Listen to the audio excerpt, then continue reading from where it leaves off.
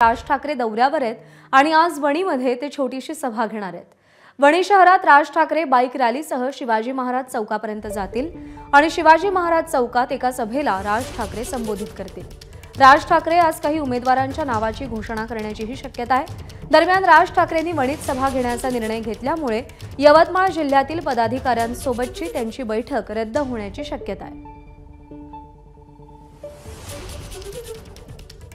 आज काही उमेदवारांच्या नावाची घोषणा होऊ शकते। वणीमध्ये आज राज ठाकरे सभेला संबोधित करणार आहेत। बाईक रॅलीचं आयोजन करण्यात आले। बाईक रॅलीच्या माध्यमातून छत्रपती शिवाजी महाराज चौकापर्यंत राज ठाकरे जातील आणि त्यानंतर तिथे एका सभेचं आयोजन करण्यात आलेलं आहे।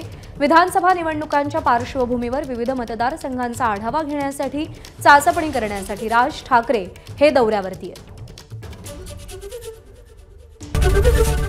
एबीपी माझा, उघडा डोळे बघा नीट।